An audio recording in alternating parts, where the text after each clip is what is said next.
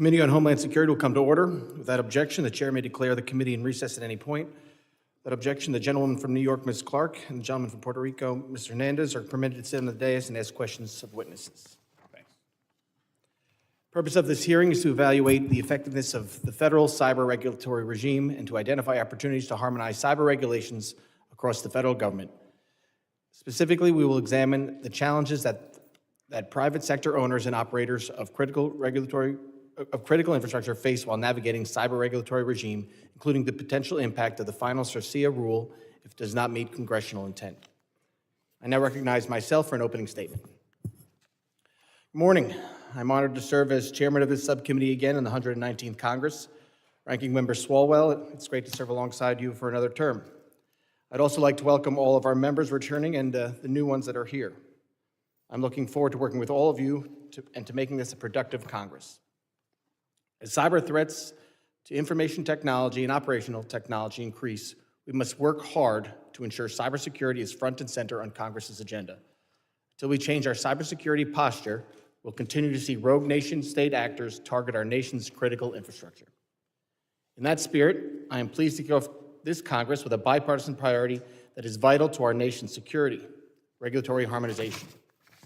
For too long, we have talked about the cumbersome nature of cyber regulatory regime without seeing the changes necessary to solve it.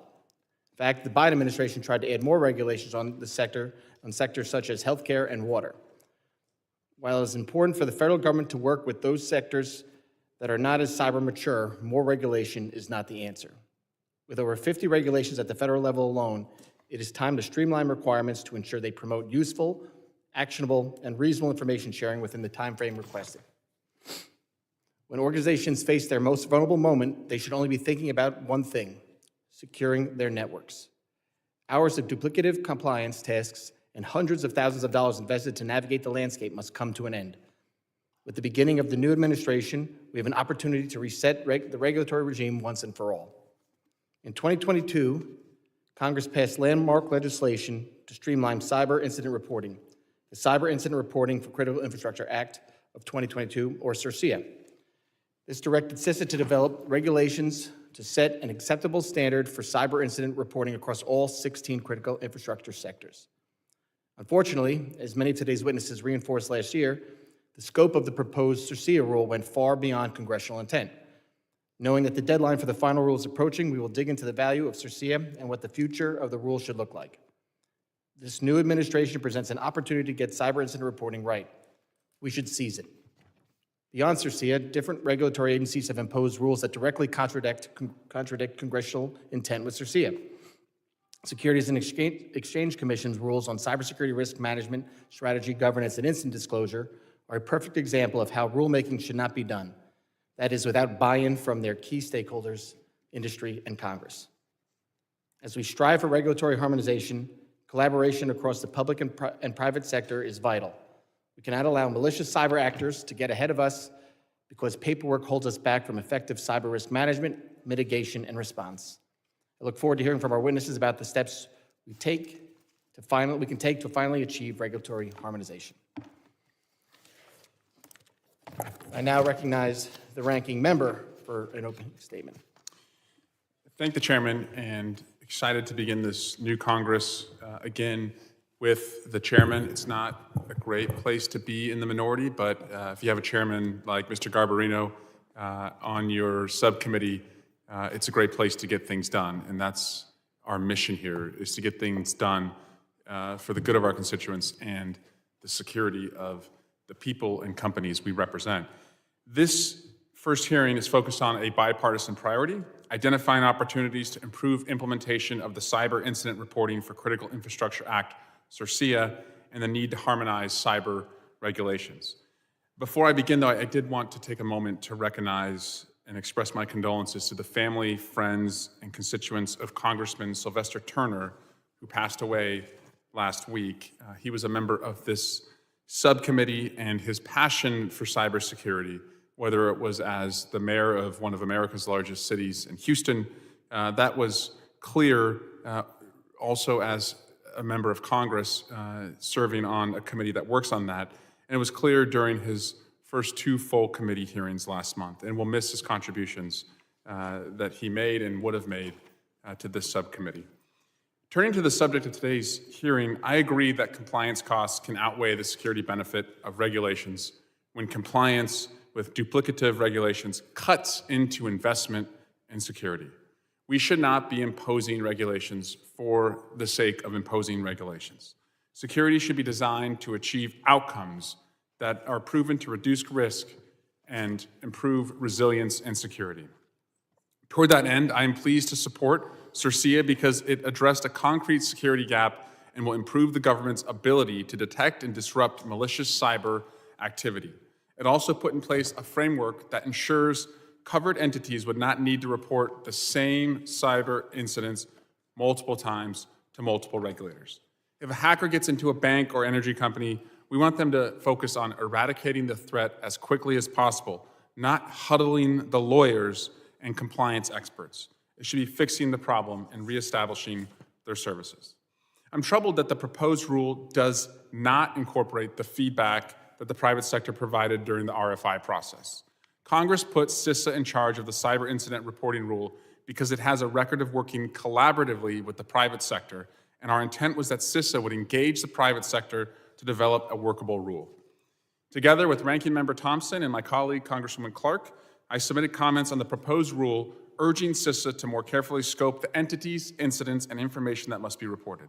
I've also called on CISA to establish an ex parte process to facilitate ongoing engagements with the private sector. With the fall 2025 deadline for issuing a final rule looming, I urge CISA to work quickly to re-engage with the private sector and refine the scope of this rule. There are also 3 key pieces of cybersecurity legislation that I urge this committee to pass as quickly as possible. First, we must authorize the Joint Cyber Defense Collaborative, CISA's operational and collaboration hub. Formal authorization of the JCDC will provide much-needed transparency regarding who can be a member and the activities JCDC takes on.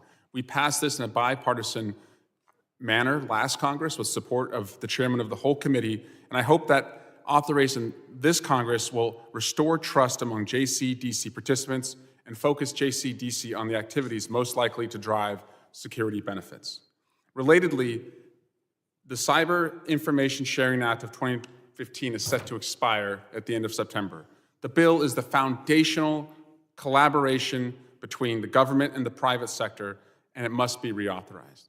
As it relates to CISA and some of the firings that we've seen there, I want to make sure that we get rid of waste, fraud, and abuse. The government should be efficient and not waste your money. That is a priority of mine. It's a priority of most of my colleagues.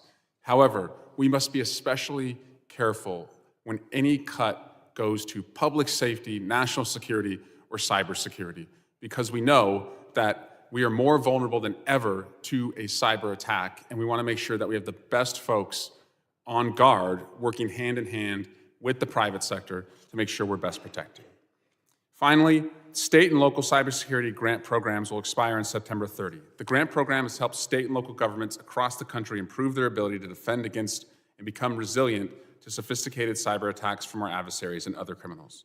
Again, I thank my colleagues for their commitment to moving the ball forward on cybersecurity, and I look forward to working with each of you and our witnesses to do that. Mr. Chairman, again, I'm looking forward to this Congress and what we can do together, and this is an appropriate way to kick off this subcommittee, and I yield back. Gentleman yields back. I now recognize the chairman of the full committee, Mr. Green, for an opening statement. Thank you, Chairman Garbarino and Ranking Member.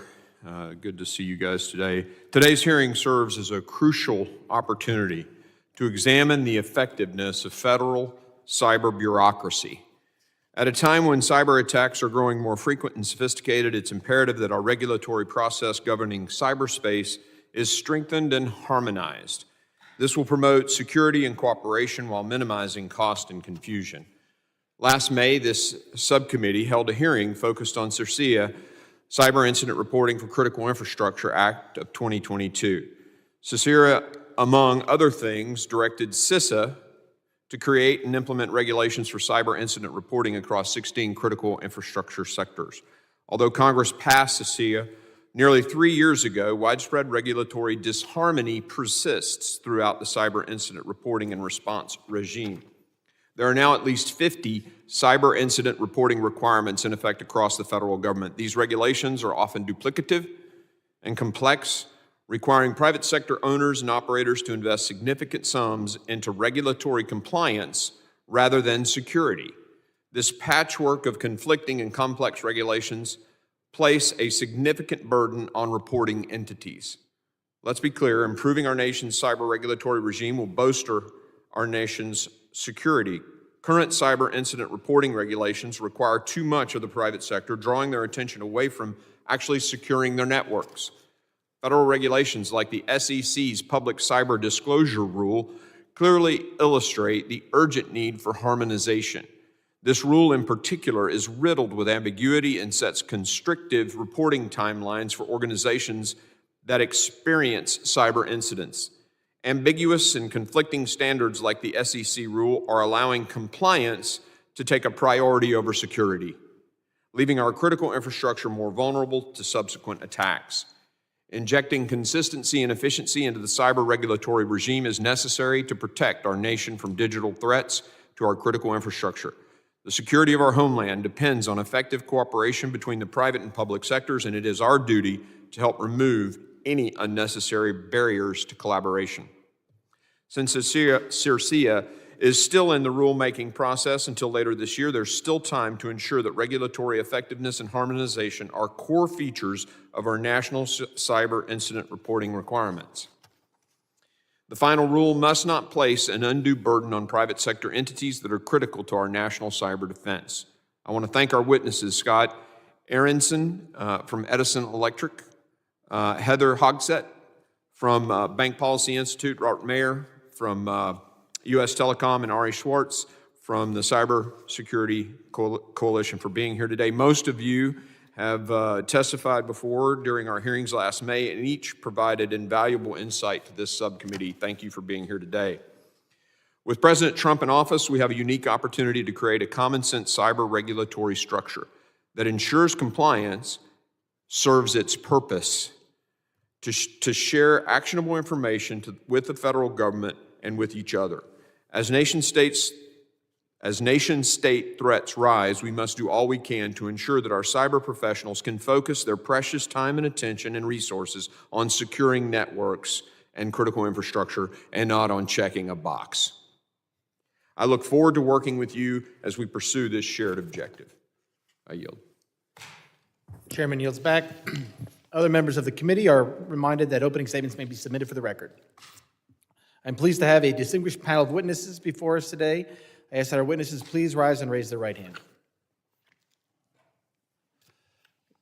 Do you solemnly swear that the testimony you will give before the Committee on Homeland Security of the United States House of Representatives will be the truth, the whole truth, nothing but the truth, so help you God? Let the record reflect that all the witnesses have answered in the affirmative. Thank you.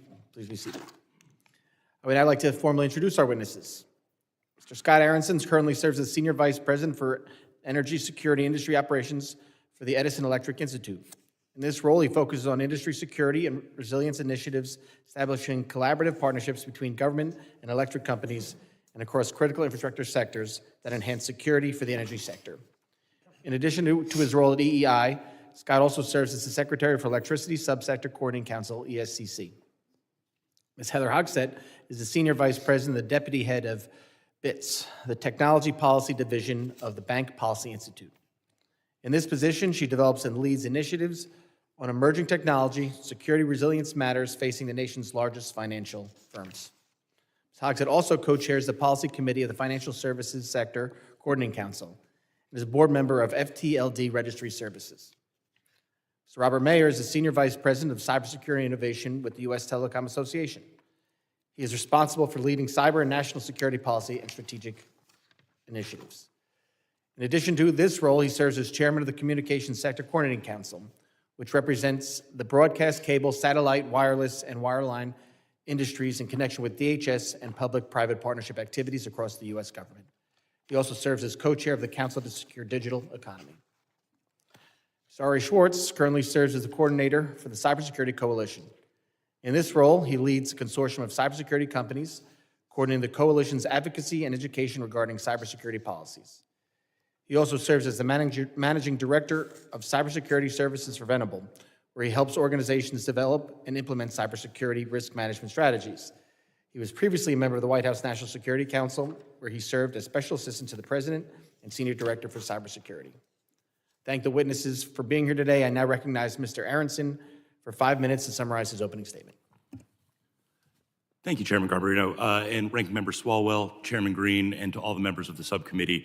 Appreciate the opportunity to testify today on cyber regulatory harmonization and specifically on implementation of the Cyber Incident Reporting for Critical Infrastructure Act of 2022, or more easily, CIRCIA. My name is Scott Aaronson, and as noted, I'm Senior Vice President for Energy Security and Industry Operations at the Edison Electric Institute. As you know, EEI is the trade association representing 250 million companies that provide electricity to nearly 250 million Americans operating in all 50 states and the District of Columbia. As I testified last May, EEI and its members wholly endorse the policy objectives underpinning CIRCIA. Incident reporting can help industry and our government partners identify threats, see patterns, set policies, and prioritize risks to better protect critical infrastructure. CIRCIA is an important law with an important goal of identifying and mitigating cyber risks across all sectors of the economy, and I appreciate this committee's leadership in shepherding this effort these last several years. When CIRCIA was enacted, Congress emphasized that the legislation sought to strike a balance between enabling CISA to receive information quickly and allowing the impacted entities to respond to an attack without imposing burdensome requirements that prioritize paperwork over cyber defense and response. Details matter when it comes to how CIRCIA or any new cybersecurity policy is implemented. Nearly a year after the subcommittee's hearing and my initial testimony on CIRCIA, we are in a period of transition with a new administration and a new Congress.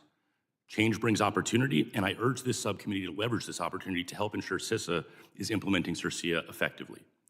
Both my written testimony and comments today focus on two main considerations for Congress when evaluating how best to proceed.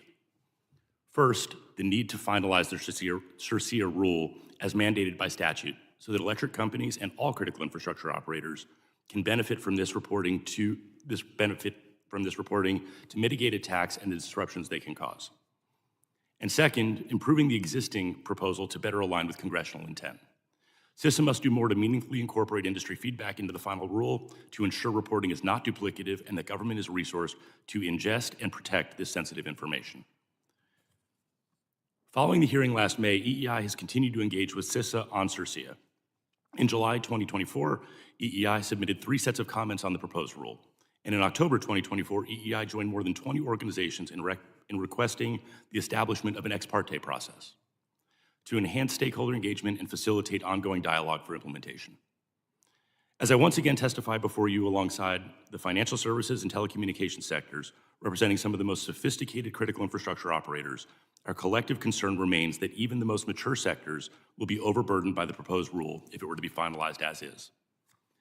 The committee should work with CISA to reduce this burden and focus on a few areas for improvement. First, conduct oversight regarding the current status of CIRCIA, including staffing levels, resource needs, the projected timeline for final rule completion, and anticipated future engagement with industry stakeholders. Second, facilitate coordination amongst congressional committees of jurisdiction to align CISA, sector risk management agencies, and other regulators, and to review concerns with existing federal reporting requirements, including the national security concerns associated with the public disclosure of incidents as required by the U.S. Securities and Exchange Commission rule. Third, further clarify CISA's role in cybersecurity regulatory harmonization in relation to other federal entities. And fourth, reauthorize the Cybersecurity Information Sharing Act of 2015. Mandatory incident reporting and voluntary information sharing both are valuable tools in ensuring the cybersecurity of critical infrastructure. EEI and its members are committed to working with both public and private partners across all sectors to comply with incident reporting requirements and cyber regulations more broadly in a way that prioritizes and enhances critical infrastructure security. We look forward to working with you and CISA to finalize a rule that leverages existing regimes, provides meaningful insights to government and industry, and protects sensitive information. I'll also take a moment here to note, a little off script, that the news this morning about the Critical Infrastructure Partnership Advisory Committee Act being rethought under this new leadership at the Department of Homeland Security. It's not our place to decide how government organizes, but I want to highlight the value of industry-government partnership. And CPAC provides extraordinary protections for those partnerships and those partnership activities. Nearly 90% of critical infrastructure is owned by the private sector. It's critical because it's critical to national security, and it is critical to the life and safety of the communities that we serve. Industry and government have to be working hand in glove, and again, CPAC provides a really valuable mechanism to do that. We appreciate the bipartisan support of this committee in ensuring we get CERCIA right and CPAC right, and we look forward to continuing our collaboration to protect the safety, security, well-being of all Americans as we face evolving cyber risk. Thank you again for the opportunity to testify, and I look forward to your questions. Thank you, Mr. Aaronson. I now recognize Ms. Hogsett for 5 minutes to summarize her opening statement. Thank you. Good morning, Chairman Garbarino, Ranking Member Swalwell, Chairman Green, and honorable members of the subcommittee. Thank you for inviting me to testify. I'm Heather Hogsett, Senior Vice President and Deputy Head of BITS, the Technology Division of the Bank Policy Institute. BPI is a nonpartisan policy, research, and advocacy organization representing the nation's leading banks. On behalf of BPI members, we greatly appreciate this committee's leadership and the opportunity to provide perspective on cybersecurity regulations. As today's national security threats increasingly target vital infrastructure and our economy, it is imperative that industry and government work together to have an awareness of cyber incidents and vulnerabilities, while ensuring cyber teams can focus on day-to-day tasks, responding to incidents when they occur, and implementing next-generation technologies. Unfortunately, the current state of cyber regulations detract from this vital work. To support the nation's security and resilience, we offer a few recommendations. First, streamline the reporting of cyber incidents to allow cyber teams to focus on response.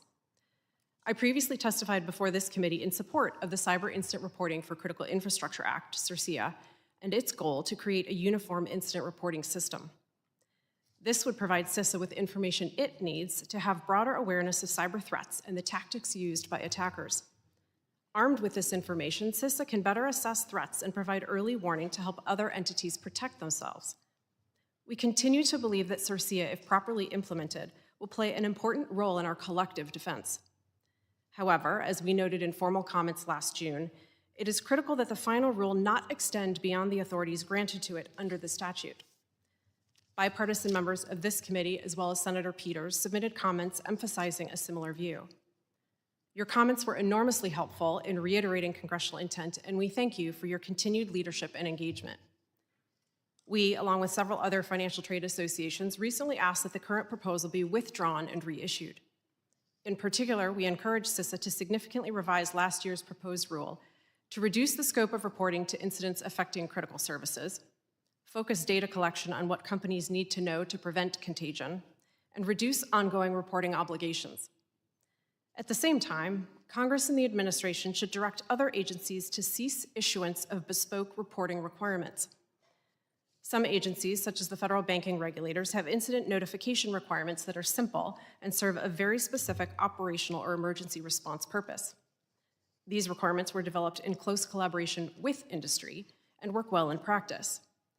Other agencies, however, continue to issue onerous reporting or disclosure requirements with different definitions, timelines, and varying data elements that do not improve security outcomes. One rule in particular is the SEC's requirement to disclose material cyber incidents within 4 business days, regardless of whether the incident has been contained or remediated. This rule should be rescinded as it undermines CERCIA and confidential reporting and unnecessarily complicates incident response. Second, we encourage Congress and the administration to consolidate industry-specific cyber regulations and regulatory oversight. This is a particularly acute challenge for financial institutions with multiple regulators. A survey of bank chief information security officers found that they spend 30 to 50% of their time on compliance and examiner management, and their teams can spend 70% of their time on those functions. Firms receive on average 100 requests for information leading up to an exam, with anywhere from 75 to 100 supplemental requests during an exam that can take weeks, if not months, to complete. Once one exam is completed, another regulator often comes in to examine the same or a similar topic. The current state risks undermining our security, and it is time for a reassessment. Finally, we urge Congress to reauthorize cyber information sharing protections that expire this fall. The Cybersecurity Information Sharing Act of 2015 established important liability and antitrust protections for entities sharing cyber threat information, which were subsequently incorporated into CERCIA. In the decades since their enactment, these protections have supported not only the sharing of cyber threat indicators, but also broader awareness of vulnerabilities, knowledge of threat actors and their tactics, and effective defensive measures. Recent attacks against public and private infrastructure underscore the importance of preserving these protections and the important information exchange they facilitate. We greatly appreciate this committee's thoughtful approach to these issues and stand ready to work with you to protect the security and resilience of our nation's infrastructure. Thank you for the opportunity to speak today, and I'm happy to answer any questions. Thank you, Ms. Hogsett. I now recognize Mr. Mayor for 5 minutes to summarize his opening statement. Chairman Garbarino, Ranking Member Swalwell, Chairman Green, and honorable members of the subcommittee. Thank you for the opportunity to testify today on the critical issues of cybersecurity incident reporting and regulatory harmonization. We are committed to strengthening the public-private partnership to bolster our national security and stay ahead of our adversaries. This committee has an extraordinary opportunity to reset our national cybersecurity policies in ways that directly impact security outcomes. Our nation is under constant cyber attack, with estimates of up to $23 trillion in annual damages by 2027, increasing at a rate of more than 20% per year. We must take immediate action to eliminate redundant or conflicting cyber regulations, which can consume up to 70% of cybersecurity resources. By streamlining these requirements, we can free up critical resources for threat mitigation and incident response at virtually no cost.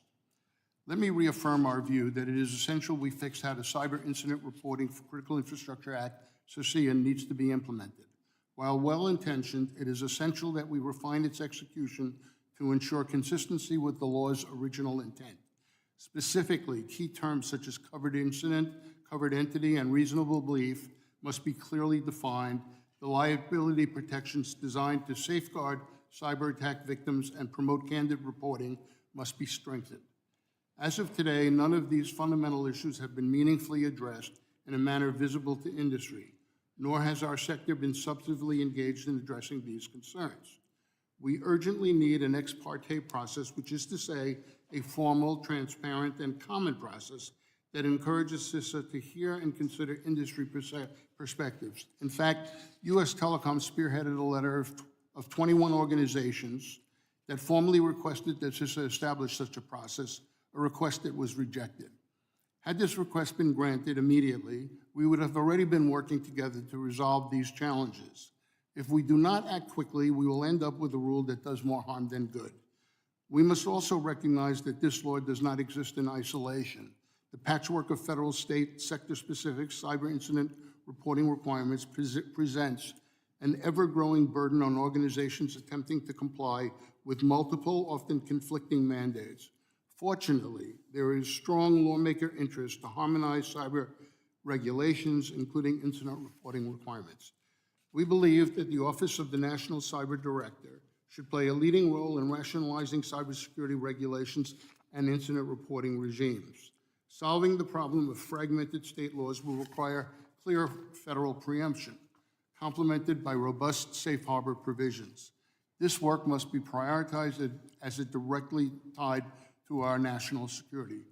We believe it is important that Congress acts now. We do not have time for further studies, requests for information, commissions, or pilot programs. Every moment spent delaying reform provides adversaries with additional opportunities to undermine our collective security. We must move swiftly and decisively to enhance our cybersecurity posture. Major recent cybersecurity incidents have highlighted the importance of a stronger and more coordinated information sharing and incident response partnership between the federal government and the private sector. Congress advanced that project with the Cybersecurity Information Sharing Act of 2015, which is set to sunset in September of 2025. We asked that Congress extend the act and establish additional policies to improve the public-private partnership. We must also be willing to reconsider policies that have failed to produce meaningful security benefits. One such example is the Security and Exchange Commission cyber disclosure requirements, which rather than enhancing security have inadvertently provided malicious actors with a roadmap to exploit vulnerabilities. These mandates must be reassessed to prevent them from serving as a tool for cyber criminals. In conclusion, success in cybersecurity requires close collaboration between the industry and government, including Congress and the Office of National Cyber Director. We must act now to ensure that our cybersecurity policies are well-reasoned, well-informed, and designed to maximize efficiency and effectiveness. By fixing CERCIA's implementation, harmonizing cyber regulations, and eliminating unnecessary burdens, we can strengthen our nation's cybersecurity defenses and uphold our commitment to protecting national security. Thank you for the opportunity to testify today, and I look forward to your questions. Thank you, Mr. Mayor. I now recognize Mr. Schwartz for 5 minutes to summarize his opening statement.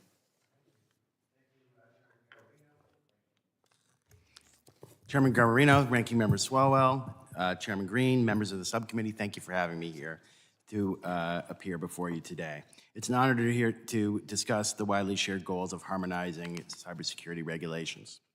My name is Ari Schwartz. I am coordinator of the Cybersecurity Coalition, the leading policy coalition representing companies that develop cybersecurity products and services. As cybersecurity threats continue to grow, calls for cybersecurity regulation around the world have increased as well. In the US, choices that Congress made 10 to 15 years ago led most cybersecurity regulations to be overseen by the current sectoral regulators. This has the convenience of maintaining the current relationship between the regulated company and the regulator. Organizations are overseen by agencies that know that sector. But each agency is not going to have full expertise in cybersecurity. New cross-sector and international regulations have continued to grow, making harmonization difficult, but it's not impossible. Agencies must work extra hard to ensure that regulations can align so we're not overburdening organizations and putting so much work on compliance that we are draining resources that otherwise could go to actually improving security. The example where this is most obvious today is around incident reporting. Incident reporting allows agencies to track what's happening in and across sectors and, in the best case scenario, alert potential victims before it's too late. However, as DHS pointed out in a report to Congress in 2023, 45 different incident reporting requirements have been created, led by 23 different agencies. Internationally, the reporting regimes have grown equally large. These reports are on different time frames, use different types of information, and use different taxonomies to describe the information. This has led to duplication, misalignment, and general confusion. In 2022, Congress passed CERCIA, a law intended to have critical infrastructure standardize reporting and send it to CISA. CISA ran a process to receive comments on how this reporting should work and issued a notice of proposed rulemaking in 2024. It is the Cybersecurity Coalition's view that the proposed rule did not meet Congress's goal of adequately harmonizing incident reporting requirements. First of all, there was a lack of engagement. While CISA clearly tried to follow the letter of the law in getting comments on the rulemaking, it failed to adequately engage the sectors. The open sessions that were held were rote and did not address known concerns of the community. The CISA representatives simply repeated the same questions CISA had originally posed. Secondly, there's an overbroad scope in the proposed rule. Instead of harmonizing around existing rules or best practices identified by the sectors, CISA decided to create a new broad definition of covered entities. CISA also decided to create a new construct of what triggers reporting and what needs to be reported. Lastly, there's a failure to streamline the reporting. While CISA made some attempts to ensure that the report filed with CISA would be shared with others that might require it, the proposed rule did not go far enough to demonstrate that CISA was attempting to solve the problem of duplicative reporting, seemingly placing the onus on the reporting on the organizations. We believe that these issues can be addressed if CISA makes a commitment to meeting with the sectors. We suggest this be done through an ex-parte rulemaking process using the critical infrastructure partnership known as CPAC. However, we have heard that Secretary Noem last week shut down the CPAC, which we think is a mistake for many reasons, with this process being a good example where the CPAC process can play a critical role in the public-private partnership. Finally, while we were talking about the importance of sharing information with the government, I would be remiss not to speak up in favor of reauthorization of the Cybersecurity Information Sharing Act of 2015. This law has provided the ability for companies to share cyber threat information among themselves and with government. It has streamlined the definition of what cyber threat information and has allowed multiple groups to form and to share that information to quickly stop in order to respond to incidents. We hope that reauthorization of the law is a priority for this subcommittee. I thank you, and I look forward to your questions. Thank you, Mr. Schwartz. Members will be recognized by order of seniority for their 5 minutes of questioning. I want to remind everyone to please keep their questioning to 5 minutes. An additional round of questioning may be called after all members have been recognized. I now recognize the gentleman from Tennessee, the chairman of the committee, Mr. Green, for 5 minutes of questioning. Thank you. First, let me say the testimony today has been superb. My questions will be to reiterate points you've made. In fact, I just told my senior staffer for cybersecurity to get copies of everyone's testimony and provide it at the Cyber Subs meeting. The Cyber Subs Committee, I started this last year. Some of you may be aware of this, where we meet all the cyber subcommittees to try to get a whole of government approach here. We're going to send copies of your testimony to every cyber subcommittee member in this Congress. This was excellent. Thank you. Congress has a duty. Let me make this point. Congress has a duty that we have shirked over 40 years in both parties and passed off to the bureaucracy. The Constitution is really clear. A lot of these things that the administration is now closing, Chevron deference, and the Supreme Court have ruled it really belonged to Congress in the first place, and we never should have passed it off to the doggone administration and the bureaucracy, right? And so I get that there's some frustration that certain things are being closed, but I mean, constitutionally, we need to do that here. It's a part of our oversight obligation. It's a part of our particularly reporting and review boards and things like that. I was told yesterday, and I don't know if it's completely true, I got to fact check this, but the VA spends $1 billion on compliance. Does that seem reasonable? $1 billion on compliance? These conflicting rules in this, all this time, I think, Ms. Hogsett, you said 30% on actual just checking the box compliance and 70% on real cybersecurity. Was that the ratio you quoted? 30 to 50% of the Chief Information Security Officer's time is spent on that, and 70% of their teams. Ridiculous.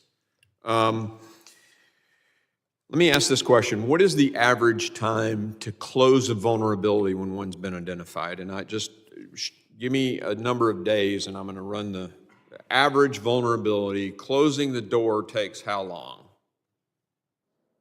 Take a guess. You're going to hate this answer. It depends. Great. True. If it's a critical vulnerability, firms work to close that within days, if possible. It all depends on whether More than 4? It would depend on how much control you have over it. If it's something that resides within a third party, you have less control and ability to move quickly to close it. Yeah, I don't want to speculate, sir, on an average, but I will tell you that if you look at the recent attacks that are coming from nation states, it's taken weeks, months, and it's still a process that's underway. Yeah, well, I'm not sure we've patched the telecom breach yet. Yeah, so if we're talking about like browsers, they can close them in hours, but if you're talking about operational technology, it takes days. Days. Yeah. Yeah, and SEC pulls the number 4 days out of their backside and thinks that they're doing shareholders a positive. But when they announce that they've got a hole in the door or in the wall and it's not going to be closed, it invites attack from everybody. It's the stupidest thing I've ever heard of. Let me ask this question. We've got to go and figure out all this list of duplicity, list of conflicting. How best do we as Congress, does this subcommittee and the subcommittees across our Congress figure out all the list of duplicative requirements and contradictory requirements? How do we go get this information? So first of all, I appreciate what you said about the coordination across all the committees of jurisdiction. I think understanding, the first thing a cyber CISO or a CSO is going to do is inventory their entire system to understand where vulnerabilities might be. I'd say that Congress needs to inventory the system, understand where all of the regulatory requirements are so that we can start to do the hard work of harmonizing. And just to foot stomp something that you said about the lunacy of the SEC rule, adversaries, and to talk about the vulnerabilities and the time to patch, adversaries watch our response. And I understand, the importance of sunshine and transparency, but we also have to understand that intelligent adversaries are leveraging our transparency when perpetrating attacks and seeing how we respond. Don't we list the identified vulnerabilities somewhere in a database that the bad guys can sit there and take a look at and then challenge and find where that vulnerability is anywhere in the system? Those vulnerabilities become a little less important when everybody knows about them. So there is that. There's always that legacy system that's still running the old thing that nobody catches, and it's an open door. That's what worries me there, Mr. Schwartz. I was going to say, I mean, you shouldn't post, this is one of the reasons we say, we need a patch before you post a vulnerability. Yeah, So exactly. patch has to exist, but then people actually have to patch. We just got to get everybody to download the patch. Thank you, I yield. Thank you to our chairman. Now I recognize the gentlewoman from New York, the former chair, Ms. Clark. Thank you very much, Mr. Chairman, and I thank Ranking Member Swalwell for letting me waive on to today's subcommittee hearing. And thank you to our panelists of witnesses for excuse me, joining us today. Before I begin my formal comments, I'd like to associate myself with the sentiments of Ranking Member Swalwell regarding Congressman Sylvester Turner. We are grateful for his service to the people of Houston, Texas, and to his family and loved ones. We extend our deepest condolences. May he rest in peace. When I introduced CERCIA back in 2021 with Ranking Member Thompson and Chairman Garbarino, I did so because I recognized the important need for increased visibility into the cyber incidents affecting critical infrastructure and the importance of a central hub for cyber incident reporting in the federal enterprise. I worked with many of the witnesses here today to get CERCIA across the finish line, and I appreciate their ongoing efforts to make sure that we get the final rule right. I also appreciate Mr. Swalwell's work encouraging CISA to effectively engage with the private sector on the rule. I agree with my colleagues and the witnesses before us that there are necessary improvements to the proposed rule, but the urgency of implementing CERCIA remains. And I hope the new administration will work quickly to modify the proposed rule and publish a final one without undue delay.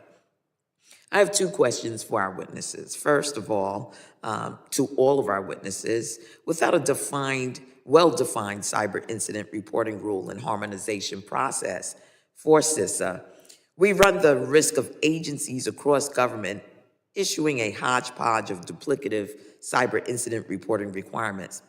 How will scrambling to comply with multiple incident reporting requirements affect security? And then secondly, many stakeholders have weighed in that the proposed CERCIA rule defined covered entities and covered incidents too broadly, unnecessarily increasing the burden on the private sector and potentially overwhelming CISA with too many reports to analyze. Indeed, CERCIA instructed CISA to identify subsets of entities and incidents subject to reporting requirements to avoid that outcome. You give me your thoughts on that. We'll start with Mr. Aaronson and then work our way across. So on the first question, we'll just echo some of the things that Ms. Hogsett said about the time that information security teams are spending on compliance. It's somewhere between 30 and 50%, and as you expand the hodgepodge, to use your word, of reporting requirements, it only gets more complicated. To your point about the broadness of CERCIA as it currently exists and the uncertainty that surrounds it, taken at its most sort of broad interpretation of what is a covered entity and what is a covered incident, we had one of our companies report that they thought they would have as many as 65,000 reports between 2022 and 2033. I think the number that CISA had said would be somewhere in the 200 to 220,000 total in that time frame. So it seems to be off by, if that's just one company taking at a really broad interpretation, seems to be off by an order of magnitude. This goes to the importance of getting the definitions and the details right so that we can get some signal from the noise and so that CISA can ingest the information in a meaningful way. Very well, Ms. Hogsett. Sure, just to add to that, and thank you for the question. The challenge of responding to multiple requirements does have a direct impact on security because it is diverting the time and attention away from what we all want the cyber professionals to be doing, which is defending their networks, kicking out bad actors when there is an incident and focusing on that, Instead, they have to divert time away to basically make sure they're complying with different legal obligations. With respect to the definitions and covered entities within CERCIA and the proposed rule, this committee was very thoughtful, and Scott just alluded to it, to make sure that the law would be crafted in a way that we get signal from the noise. You wanted the incidents that were going to be most impactful so that CISA could very quickly have the capability to take that information and turn it back around to share with other entities that could also be at risk.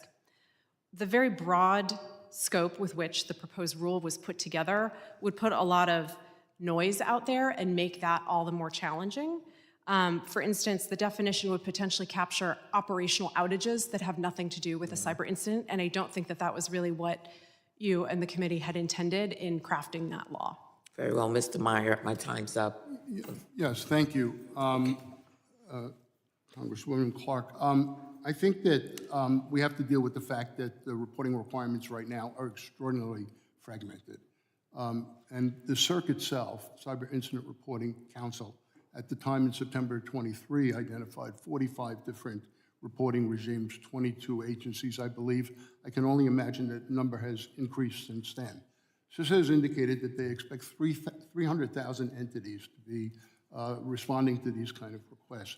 I can only imagine in the absence of clear definitions around the terms that you folks identified and staying close to the intent, in the absence of revising that and refining that and making it operationally practical for companies to respond, the system will get overwhelmed. The system in government will get overwhelmed, and the system in the operating environment will also get overwhelmed.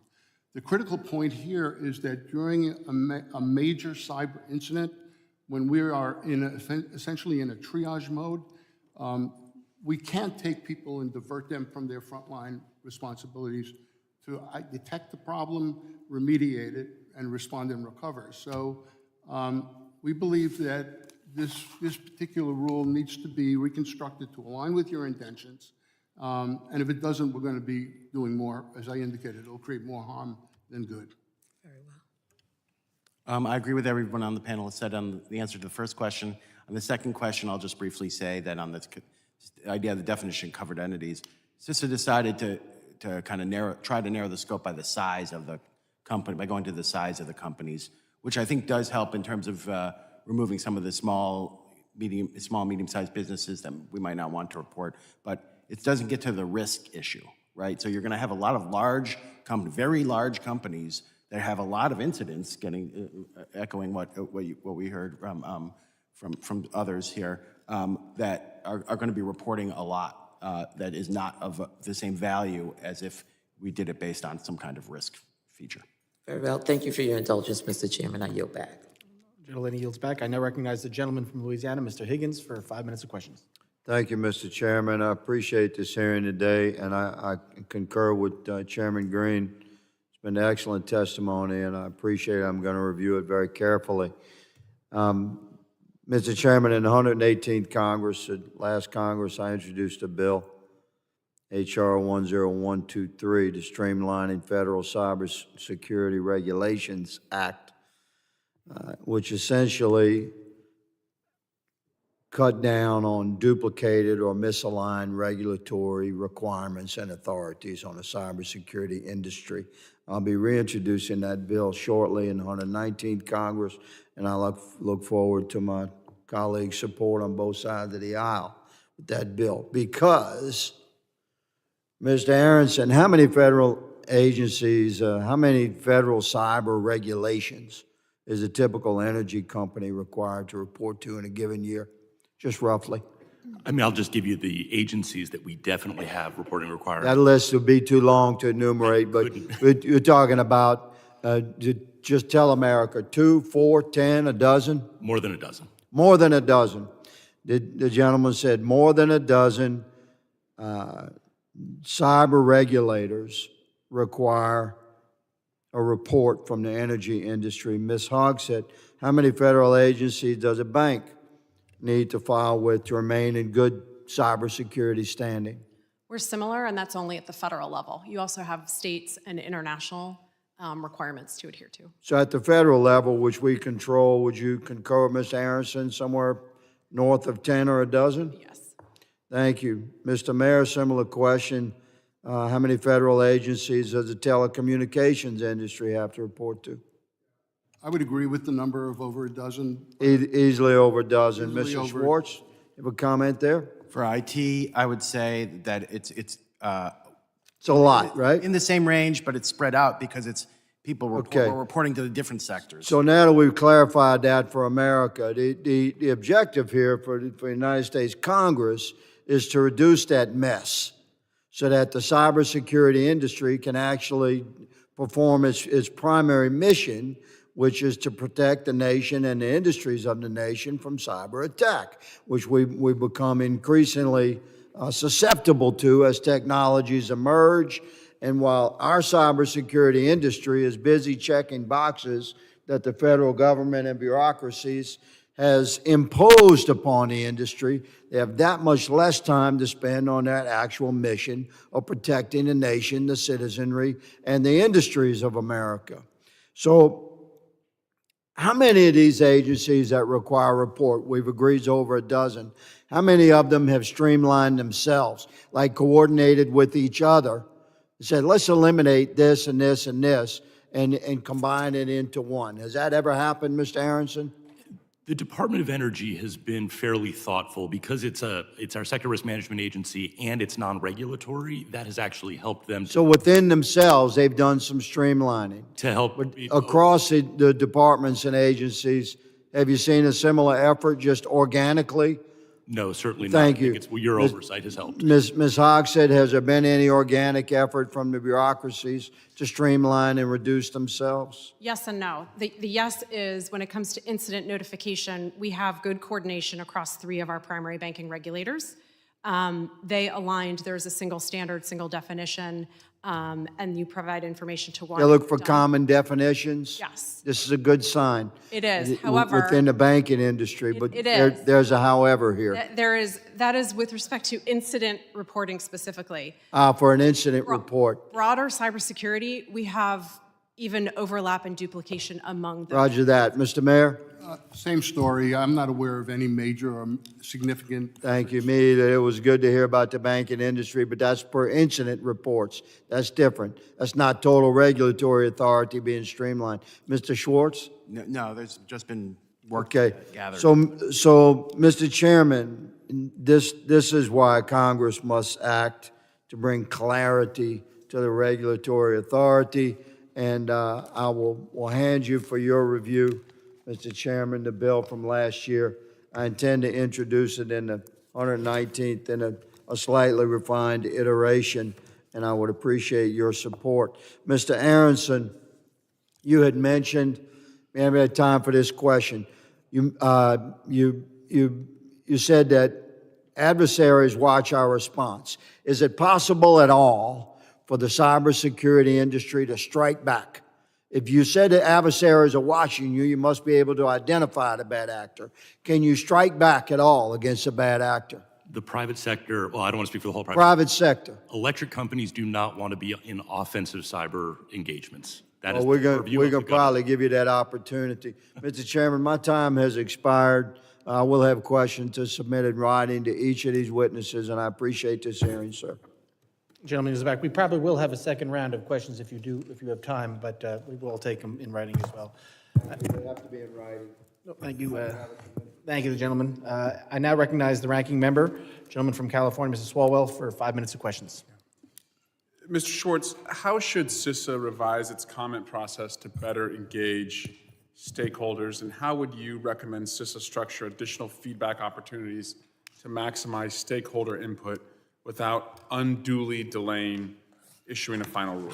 Yeah, CISA has the tools today to do this, and Congress gave them the tools to engage with the private sector in a way that they can get direct advice on issues and do it under protected from FACA, protected from Freedom of Information Act, so that companies can feel free to share and that it only goes into the process of writing this rule. And they should use that to define their ex parte process. It is the CPAC authority that provides them to do that, and that's exactly what we recommend that they do. To each witness, and Feel free to jump in. I'll start. A decade ago, actually, sorry, a new question for each witness.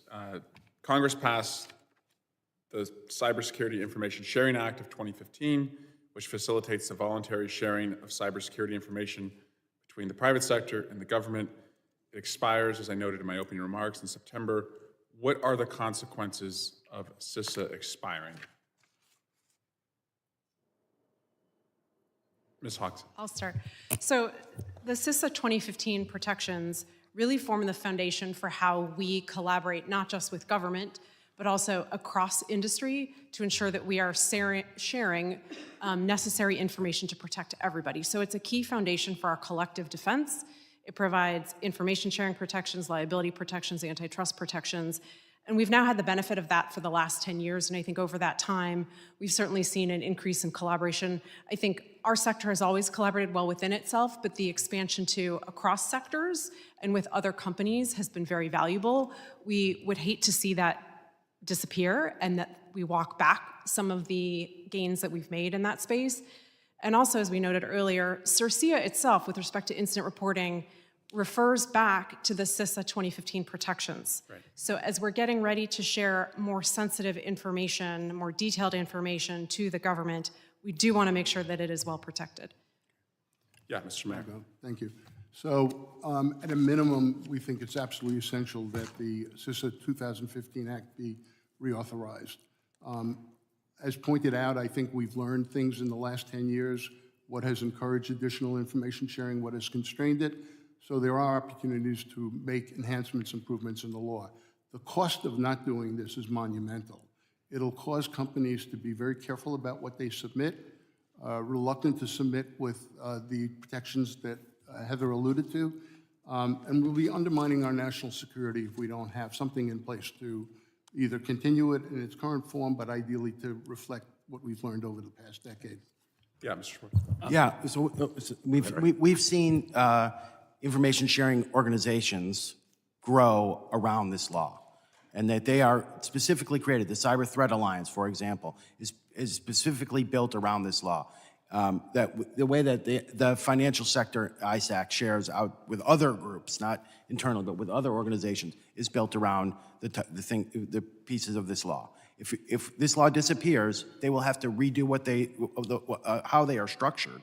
So we will lose critical time just doing that. I'm okay. I would just say this. I'm okay with I believe in the principles of sunk cost, and just because you've been doing it doesn't mean that's the best way to do it. But is it beneficial? But it will definitely slow and in some cases totally stop information sharing that has prevented threats. Got it. And prevented incidents from happening. Great. Thanks. So I want to spike in here. I agree with everything that my fellow panelists have said, so I'll just associate myself with that. Those protections, I sort of think of it north-south, industry and government sharing information, east-west across critical sectors, has really grown up because of those protections in CISA. I also want to respond a little bit to something that Mr. Higgins was saying. Incident reporting and information sharing are both incredibly valuable, but understanding what the difference between those two things is. Information sharing is about ongoing threats where we don't have full certainty of what an adversary might be doing, and sharing tactics, techniques, and procedures across critical sectors so we can all collectively defend is incredibly valuable. Incident reporting has value too. Once we know what that risk was, helping to identify those patterns, helping to socialize those broadly, helping government to set priorities, helping to set policy that is informed by what is actually happening in cyberspace is incredibly valuable. So we like incident reporting, we like information sharing. It just needs to be done with protections and in an effective way that, again, government can ingest all of this and not put undue burden on the people who are just trying to defend networks. Great. Appreciate that, and yield back. Gentleman yields back. I now recognize the gentleman from Florida, Mr. Jimenez, for 5 minutes of questions. Thank you very much, Chairman. And today I had actually a meeting with the airline industry, and then we talked about this issue, and we asked about, okay, when they have an incident, how many different reporting requirements they have? They have at least 10 different agencies that they have to report the same incident to, which seems a little bit inefficient, all right? And so And I, the Representative Higgins asked the same question. You were saying it's 10, 12, et cetera. Would it make sense to have one form sent to one place and then that one place disseminate that information? Can I start? It would absolutely make sense. It's critical. No, we're not going to do it then. sorry? Okay, thanks. Yeah, you're asking us to do the impossible. Moving on. How many reportable incidents do you think there are? I guess you would know in your particular case, but across the United States, how many reportable incidents do you think there are per day? Per day, yeah. What definition are you using and what's I mean, the threshold? something that requires a report, or something that requires an industry to write a report. How many of those incidents occur per day here in the United States? Anybody have any idea? I would take a guess here. I think over 1,000 incidents could be reported daily. Over 1,000? Over 1,000, collectively across the entire, our sector, Just your sector? just my sector. Just sector. How about banking? I struggle to answer that because of the threshold. You have incidents or events that might occur constantly, but they don't necessarily rise. No, I'm to the saying level that we reportable. I'm think is- saying reportable. You have to report. We have notification requirements that are private, so I wouldn't even know, and a firm wouldn't be able to tell me because they're not allowed to. Can you give me a guess? I would have to get back to you to have an informed response on that. Okay, how about an uninformed response? Just give me a swag, okay? Honestly, I hesitate. Okay, to what say. about, and energy? So, to something Ms. Hogsett saying, there are wildly different reporting requirements. There's some that, pretty low bar. There's some that have extremely high bar. I can go back to the statistic that I know from one company that did a relatively deep dive on its reporting requirements, especially with pursuant to CERCIA's broadest definitions, and that was going to be 65,000 over 10 years. So that's one company, 65,000 incidents over 10 years, 6,500 a year. That's 500 a month. Just one company? That's just one company. Just one company. So How many companies do you have? EEI represents 62 investor-owned electric companies. 62? That's right. So could I assume 62 times 500 Sure, per day? sure. Or is that a month? Well, Is that a month? that's one of our larger companies, and that was 500 a month. So maybe it might be easy to get to several thousand a Okay. month. Okay, several thousand a month? Okay. Does anybody know how this data is analyzed? No? Nobody knows how it's analyzed. So we require you to send a bunch of stuff, but you guys don't know how it's analyzed by wherever it is we send it to. Okay. I'll bet you it's not because of the overwhelming volume, all right? And so we need to look at that, Mr. Chairman, okay? If you're requiring me to do something and then we don't use the data for anything, then it's actually worse, all right? Because you're making them do stuff that nobody looks at. So we need to bring some other folks and say, how do you analyze all the data that you're getting that you require from everybody else to see that actually we're doing any good? Mr. Aaronson, you talked about, we asked about offensive capability. You don't have offensive capability. You don't want to use offensive capability. So that's a pretty thorny topic. I'll go. No, I just want to ask, would you like to use offensive No, capability? the private sector would not like to, the electric companies would not like to get into. You just want to get punched cyber- over and over again? Just get punched once and Well, punched this is again, where and punched again, government and comes punched in. again? So there are two ways you deter, right? Deterring, the attack does not have the intended consequence. That's on the private sector to protect its systems in a way that we can withstand a lot of punches. The other way you deter is an attack has a consequence, and we would believe that that is fully the purview of our intelligence and national security apparatus. But we don't have the resources to do that all the time. But so we would, what if we charge or allow the private sector with all their resources, et cetera, to allow to counterpunch? You wouldn't want that? So depends how you define counterpunch. I don't want to speak for the banks, but this notion of inking the money bag, that could be construed as My time is up, and hopefully we'll have another round because I really want to get into that one, okay? Thank you, and yield back. Gentleman yields back. We will have another round. I now recognize myself for 5 minutes of questions. Thank you all for being here today. Back again, I guess.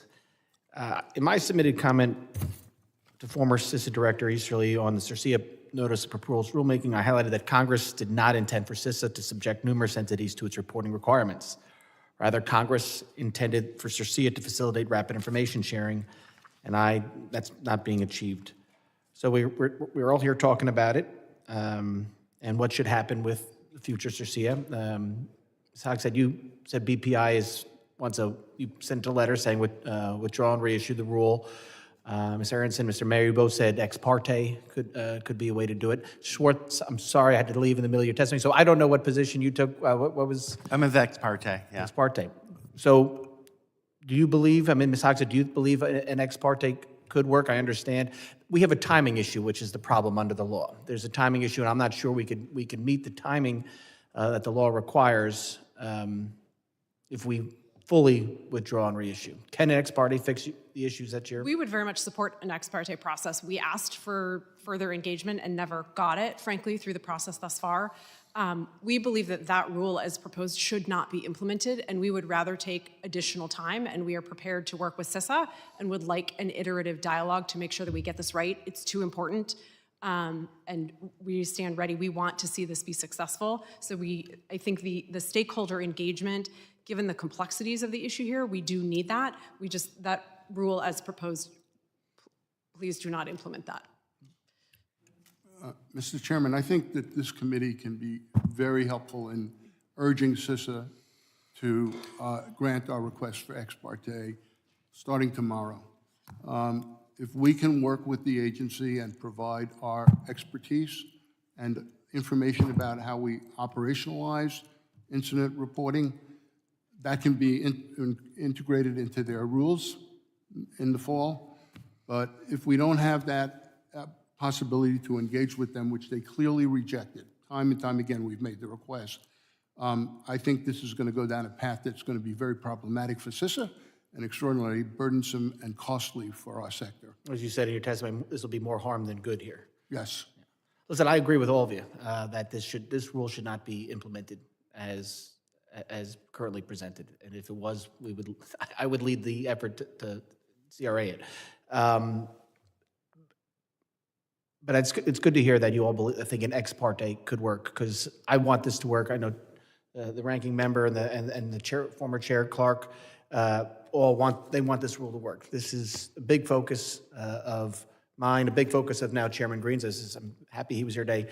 Harmonization, making sure incident and information sharing happens in the correct way. So I want this rule to work, and I will be, following this hearing, I'll work with committee staff on both sides to make sure that we reach out to CISA. I know they just nominated a new potential director this morning. I'm excited to see. No, not you. But Mr. Planky, I think could do a very good job. I've met with him. Director Easley had very nice things to say about him. So I think they may be willing to relook at this and move into an ex parte.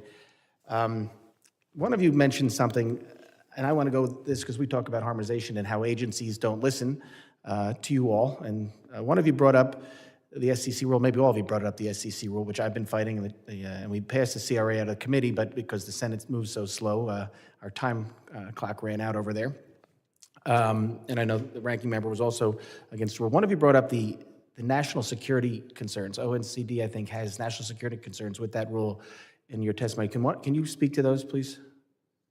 I think it might have been all of you that talked about it. It may have been me who brought that up. So it's a perfect example of rules that don't add to security and, in fact, create vulnerabilities, as I mentioned.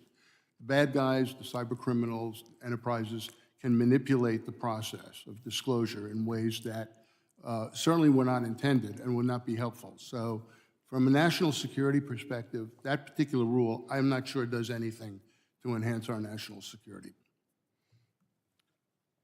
I would actually say it probably harms our national security. I think this is the challenge that we've kind of talked a bit about now here, is you have independent agencies that are doing something within their narrow lane. And so for the SEC, they think that investors need to know this information. I think we would argue that investors aren't really utilizing this information. It's not helpful to them. It's actually putting them at greater risk. But because an agency continues to look without somebody at the top sitting across and exercising oversight to say, does this really make sense? Is it in the best interests of the nation? We wind up with a lot of these duplicative, overlapping, deeply harmful rules. So to the extent that Congress and this committee is ready to engage and help lead this effort, we do need an overall view to look at what is helpful versus what is harmful, and the SEC rule is classic of what is harmful at this point. Yeah, and I appreciate that. And when I had Chairman Gensler in front of Financial Services, I asked him which was more important, investor knowledge or national, if investor information was more important than national security. He said no. So I think now it's time for the new SEC to look at this rule and correct it, because I've been told by people at CISA and industry that they've had to stop sharing information before, timely information, in order to comply with the SEC rule, and that is not good for anybody. I believe everybody who's been here for the first round is done, so we're going to start a second round of questions, and I recognize the ranking member from California, Mr. Swalwell, for his second round. Great. Appreciate that, Chairman. Last week, the Secretary of Homeland Security disbanded more advisory committees at the department, including CPAC, the Critical Infrastructure Partnership Advisory Committee. For over 15 years, CPAC has played a significant role in the implementation of the National Infrastructure Protection Plan and has facilitated coordination of critical infrastructure protection and resilience activities across all levels of government and in partnership with the private sector. How will the termination of CPAC affect the coordination of critical infrastructure protection activities? And I'll just go across the witness table. Mr. Aaronson. Thank you, Ranking Member Swalwell. So the answer is it will depend on what it ultimately is replaced with. I understand every new administration gets the privilege of populating advisory committees. CPAC is not an advisory committee. It is an authority that the Secretary of Department of Homeland Security has to facilitate public-private partnership. And to all the discussion we had about offensive versus defensive capabilities and resilience and the fact that industry and government, again, 90%, as I mentioned in my opening comments, 90%, give or take, of critical infrastructure is owned by the private sector. This is a team sport, and CPAC is the rule book for how those teams, industry and government, can work collaboratively with protections, with the ability to have ongoing dialogues, with sector coordinating councils that facilitate information sharing to prepare for and respond to all of these hazards. And I will say the Electricity Subsector Coordinating Council has been a CEO-led body since after Superstorm Sandy in 2012. This isn't just about cyber. This is about storms and physical threats and all of the things that can impact critical infrastructure, which impact our ability to provide services to customers and communities across the United States and be prepared for all of these risks. CPAC or something like it is vital to our ability to use that partnership effectively. Does anyone have an answer different than that they want to add? Just for the sake of it. I'll just add that CPAC's different. I strongly agree with Chairman Green's comments. There are too many advisory committees, and DHS had too many advisory committees. Getting rid of some of them made sense. As Mr. Aaronson said, this is not an advisory committee, right? It has the word advisory council, but it's not an advisory committee. The sectors organize themselves, right, and have their own bodies that then meet with the government, and that comes with the protections that can happen in a way that provides for open discussions. Sure. And we get more information from the government because it exists, and it is a good two-way conversation. It's been successful. All the nice things you've said about JCDC earlier, I agree with those. Yeah. This is the policy equivalent of that, and it goes back even further. And it's in some ways, we could talk about more success stories from it. Sure. So that's all that I'll add. Let me, Mr. Aaronson, I want to go back to something that Mr. Jimenez brought up, because I've thought about this for many years, and I have a congressional district that has a lot of tech and biotech companies, large and small, headquartered there, and they get hit all the time. I have Cowbell Cyber headquartered there. They do cyber insurance. And it's long frustrated me knowing the limited resources that we have at Cyber Command and at the Bureau and at the NSA and CIA. And I get the hesitancy for a business, even a large energy company, to go on offense. I'm imagining the concern is that if you do that, you're still going up against a large nation state that could take you out. But, and then you're looking at, forced retirements at some of these agencies that are happening right now, and so the resources are going to get even thinner. Is there a environment where we could credential third-party cybersecurity contractors who could be offensive, and that could be utilized by small and medium-sized businesses, again, credentialed by the government, bonded and insured, but also with liability protections that they would probably need to operate? It just seems, as Mr. Jimenez said, you're just getting punched in the face right now, and the best you can do is put up your hands and protect yourself, but you're not really able to punch back. And I don't know what the deterrent is on the other side if the U.S. government isn't able to punch back against all those entities. If the chairman would indulge me for this answer. Absolutely.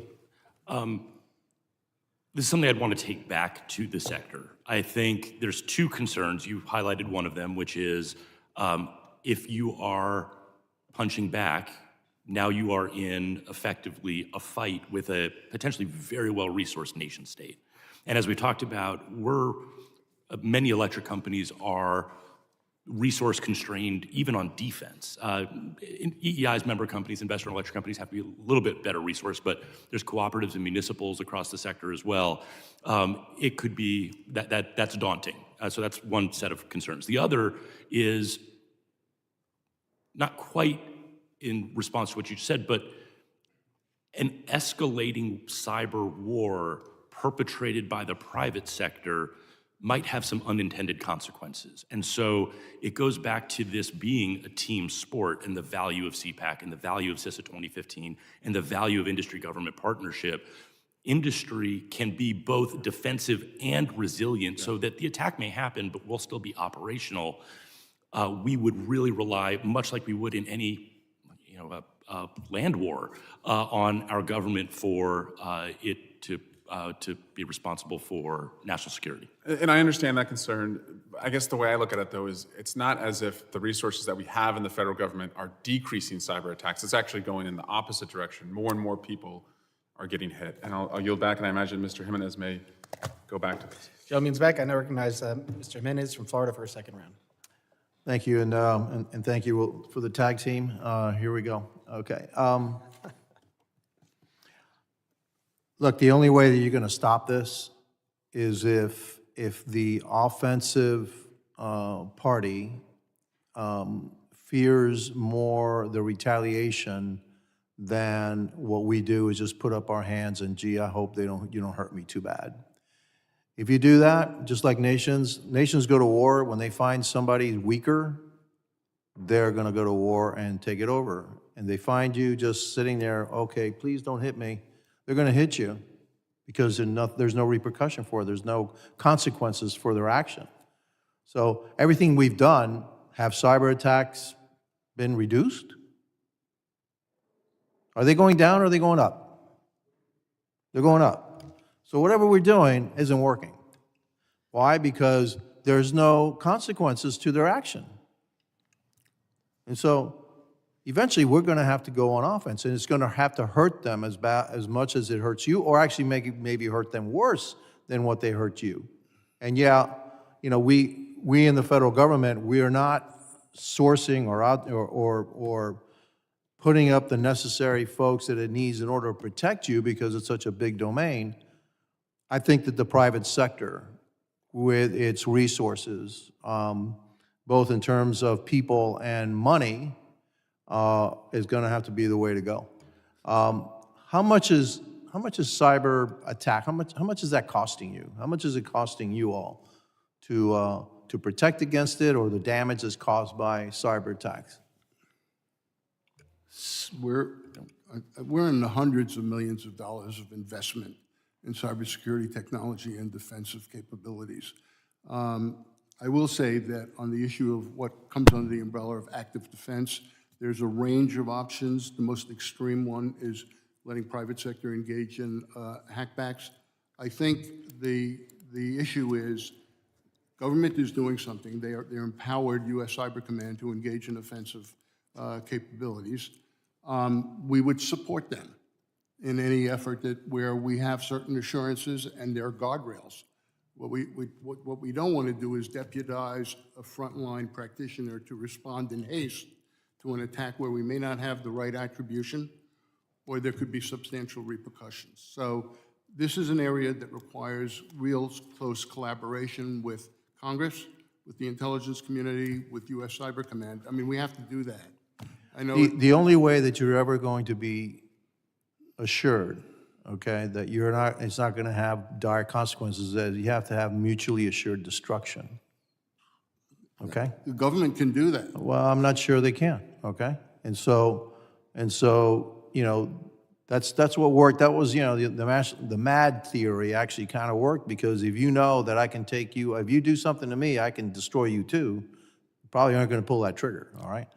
If the other side feels that they can continually just hammer you and keep you in business, because they want you in business, because eventually they want to have the revenue and all that. But eventually, when a nation state says, okay, we're going to do the knockout blow, and we don't have a knockout blow in response, they're going to knock you out.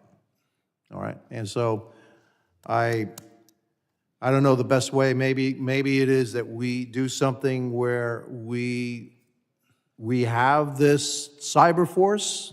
You know, we have the Space Force now we have the Cyber Force that has offensive capabilities somehow funded through industry, or we have a third-party, you know, entity funded by industry that is deputized or given a warrant whenever, you know, there is a retaliatory strike is authorized. Because frankly, I just see this spiraling completely out of control. So anybody have any comments on that? I'll comment. I think what you're getting at is the need to use all the tools we have in the toolbox, whether that's offensive, defensive, diplomacy. Yeah. One of the things Robert actually noted is the need for greater operational collaboration between industry and government. Our firms will see things on their networks, but they don't necessarily have attribution that it is a specific national security threat actor. They would welcome a greater ability to work and share that with the appropriate authorities in government to get feedback on that. Oftentimes we think that there are things we see, there are things that government sees, that if we both knew what was happening, we could better direct some of our activities. I think that would be, to us, the next step to really try to drive at combating this where it's happening. Mr. Chair, my last comment, I know I'm a little bit over time, is that it's going to be a everybody, you know, on board effort, the government and the private sector, just like we fought the last World War, all right? Everybody got on board and we're fighting, we're going in the same direction. I think that this is where it's heading anyway. I yield back. Gentleman yields back. I now recognize the gentlelady from New Jersey, Ms. McIver, for 5 minutes of questions. Thank you, Mr. Chairman, and thank you, Ranking Member, and to the witnesses for joining us today on a nice day. Thank you for being here. A strong and timely cyber incident reporting framework is critical to our national security, which I'm sure you've heard multiple times, and it's been mentioned multiple times in today's committee hearing. CISA must move quickly to establish a process that engages the private sector, aligns with existing regulations, and meets congressional intent, all without delay. But we cannot achieve this without a robust federal workforce. With staff and resources being cut each and every minute, it's crucial we support the personnel needed to get this done. In order to properly implement CIRCIA, make sure because the CIRCIA and CISA kind of gets me tied up, we'll need to have the staff and resources to process and analyze incident reports. I am concerned that any cuts to CISA's funding or staffing could leave it without the capacity to properly implement this crucial new program. To each witness, how important is it that CISA be adequately staffed and resourced to implement CIRCIA? What kind of funding and staffing is most important to properly implement? I can go first, sure. I would say it's taken a long time to get up to this point where we have adequate staffing at CISA, and we're concerned about cuts to CISA. and what the impact will be, especially as they get more information like this. And as there is an effort to tie all the information together that they're getting from inside the government, from contractors, and this information together. Being able to analyze that's going to be a big toll, and it's going to take it's going to use a lot of AI, but it's also going to use a lot of human resources as well. Thank you. I would say it's beyond my purview in terms of telling the federal government how to organize themselves right now. But we will continue to engage them. And I think, for example, the partnership, if the rules are written in a way that is consistent with the intent of Congress, we could significantly reduce the amount of noise that would be generated in this information sharing process. And I think there would be opportunities for efficiency associated with getting back to that original intent. The other thing, I'm just going to use this as an opportunity to share with you, that we talk about incident reporting, but it's connected to incident response, and it's connected to how we engage on this in this process. One of the things I think we need and help with from you and potentially with ONCD is to have a single point of contact during a major crisis. Because right now, the experience has been we're getting inundated with multiple agency requests during the crisis. We're even getting multiple requests within a department. And then we're getting multiple requests to different parts of our operators, our network service providers. And that has to stop. We have to really rationalize that and ask ourselves some serious questions here about how to organize this effort, how to engage in the appropriate information sharing. And the last thing I'll say is when it comes to CICIA, there was an assumption that there would be reciprocity. And we still have that assumption. So the benefit of submitting information is for the government in real time or as quickly as possible to come back to us with mitigation guidance, new information on how to protect our networks. There's a lot of work to do here. And I'm hearing that there's a lot of alignment in this subcommittee around how to reduce the inefficiencies associated with all of this. So we look forward to working with you, and hopefully we'll be working with CISA shortly on how to remedy some of the infirmities in the CIRCIA rulemaking. Thank you so much for that, Mr. Mayor. I would assume that getting one point of contact would not be that difficult. Thank you. We certainly want CISA and CIRCIA to be successful, and we are committed to that. For CIRCIA to work, CISA will need certain capabilities, and that's not only technological, but also there is a human element to that. So we look forward to engaging with the new leadership once they are appointed and confirmed. Thank you for that. The only thing I'd add, so people, processes, technology are going to be critical to the success of CIRCIA being implemented effectively. And let's not forget about the security of this really critical information. As incident reports are shared, that can be a roadmap to a potential threat actor. And so we need to make sure that we're not just collecting this information, but protecting it as well. Thank you so much to each of you for those responses. With that, I yield back, Mr. Chairman. Gentlelady yields back. I now recognize myself for a second round of questions. Chairman Jimenez brought up before, the attacks are going up, and you agreed, but are successful attacks going up, or is the work that you all are doing on the sector coordinating councils and preparation and work with CISA, I know attacks are going up, but are we seeing positive results from all the information sharing and the work that you're doing amongst each other? There are a lot of reports out there, and they say different things.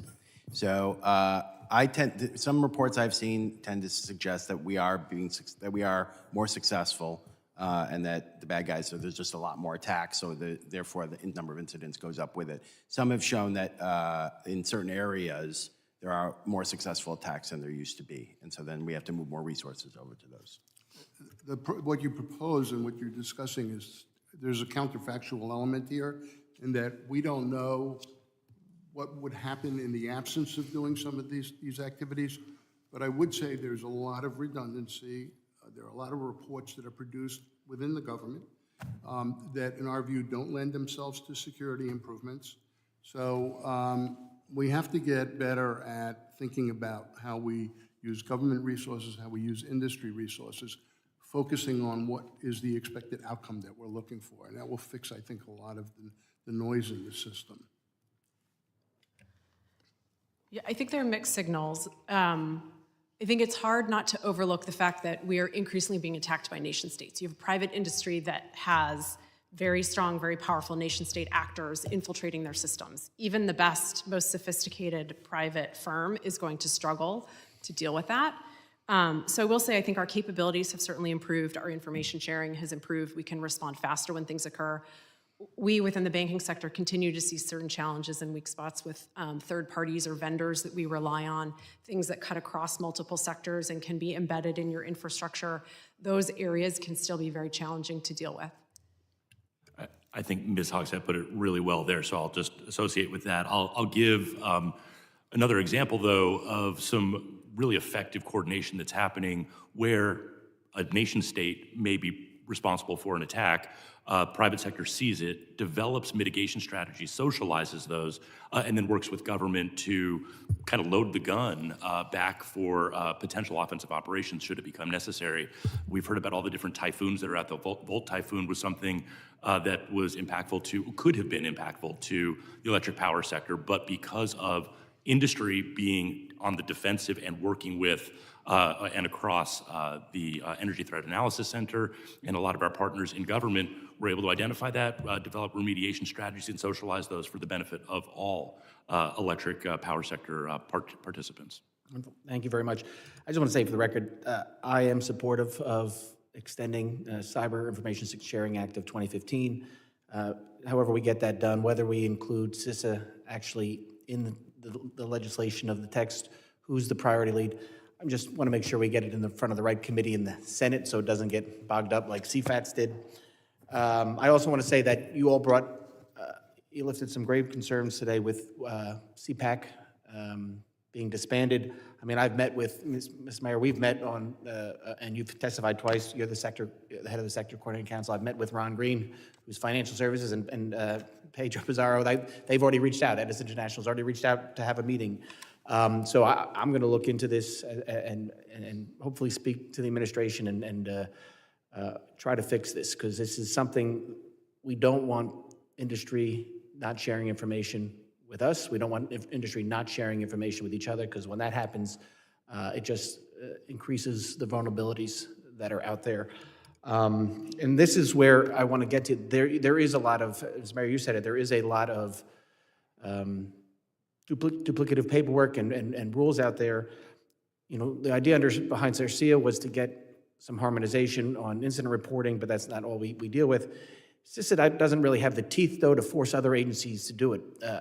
Who does? I mean, who do we have run the harmonization effort? I think you said ONCD before, but who's got the actual juice to make these agencies fall in line? That's a great question. I'm going to. You can all go. Real quickly.